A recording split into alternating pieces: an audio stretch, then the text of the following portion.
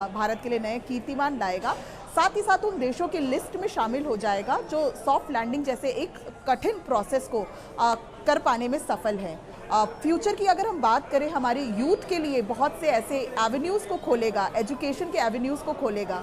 आज जो भारत में बच्चे सपना देखते हैं स्पेस साइंस टेक्नोलॉजी को पढ़ने के लिए, नासा या रशियन स्पेस एजेंसी में जाने जैसे सपने देखते हैं, वो अब अपने देश के भारतीय अनुसंधान इसरो को ज्वाइन करने के सपने देखेंगे। तो ये ऐसे बहुत से एम्बिशियस प्रोजेक्ट हैं और जिस तरीके के आंकड़े चंद्रयान 3 भारत के लिए लेके आएगा, उसकी सतह की मैपिंग, मतलब चंद्रमा की सतह किस तरीके की है, मिनरलॉजी कैसी है, वायुमंडल कैसा है, इन आंकड़ों का जो इस्तेमाल है वो आगे आने वाले फ्यूचर मिशंस में प्रयोग में लाया जाएगा। प्रेरणा जी, एक चीज़ और मैं आपसे समझना चाहूँगा। ये कहा जा रहा है कि देखिए चांद पर बहुत ज़्यादा खनिज है, मिशन 3 हमारा सफल होगा तो वो जो खनिज है उसका इस्तेमाल भारत कर सकेगा, एक तरीके से भारत का उस पर कब्जा होगा, दावा होगा।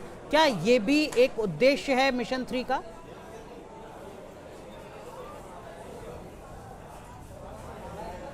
जी बिल्कुल, क्योंकि साउथ पोल पे अभी तक किसी भी देश ने जो है उतरने का प्रयास नहीं किया है और साउथ पोल एक ऐसी अनआइडेंटिफाइड साइट है जिस पे ज़्यादा अध्ययन अभी तक नहीं हुए।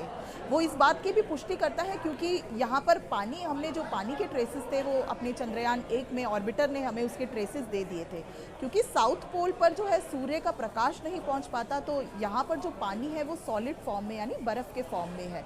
साथ ही साथ ऐसे कई खनिज गैस उपलब्ध है, हीलियम जैसी गैस जिसका एनर्जी में हम इस्तेमाल कर सकते हैं। जैसी हमारी बहुत से ऐसे खनिज और मिनरल्स हैं जो आगे आने वाले समय में हमें हमारे स्पेस मिशंस में, साथ ही साथ अगर हम वहाँ पर इंसानी बस्ती को बसाने का सपना देखते हैं, उन सभी प्रोजेक्ट्स में बहुत ही हेल्पफुल रहेगा। प्रेरणा, मैं चाहती हूँ एक चीज़ आप और बताएं, ये जो इसका लैंडिंग प्रोसेस है, क्योंकि अब जितने भी पैरामीटर्स थे उन पर हम खरे उतरे हैं। मैं चाहती हूँ उस स्टेजेस को, उन फेजेस को आप बताएं।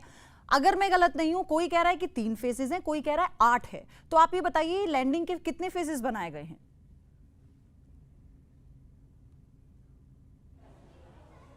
जी ये मैम, अगर इसको बिल्कुल सरल आम भाषा में समझें, ये 4 फेज़ हैं। पहला जो है वो पाथ ब्रेकिंग है, जिस पे एक यान जो है वो आप अज्यूम करें कि वो हॉरिजॉन्टल तरीके से है, वो वर्टिकल स्पीड पर, मतलब वर्टिकल 90 डिग्री खड़ा होगा।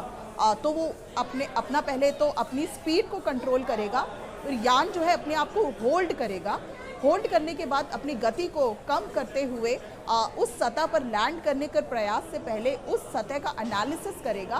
क्या ये समय उचित है, उतरते वक्त कोई गड्ढा या किसी तरीके के लास्ट मिनट चैलेंज नहीं है, इन सभी बातों का एनालिसिस करने के बाद ये मैसेज देगा कि इसको और विस्तार से और आसान भाषा में प्रेरणा आगे आपसे समझेंगे। आप हमारे साथ बनी हुई हैं, हमारे सहयोगी के पास चलेंगे, वो भी जी बिल्कुल। कोलकाता का रुख करते हैं, हमारे सहयोगी तपस सेन गुप्ता हमारे साथ बने हुए हैं।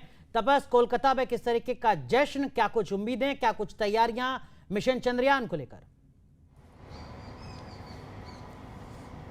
जी देखिए, हम इस समय साइंस सिटी ऑडिटोरियम के बाहर मौजूद है और अंदर सॉफ्ट लॉन्चिंग किस तरह किया जाता है वो बच्चों को दिखाया जा रहा है और काफ़ी उत्साहित है बच्चे। कुछ बच्चे हमारे साथ बाहर ज़रूर आए, लेकिन जो इंस्ट्रक्टर है जो बच्चों को तकरीबन 1.5-2 घंटे से समझा रहे थे कि चंद्रयान 3 जो है किस तरह से लॉन्च हुआ था, वहाँ पर लैंडिंग कैसे होगा, उसके बाद थ्योरेटिकल क्लास के बाद अभी उन्हें प्रैक्टिकल दिखाया जा रहा है अंदर में।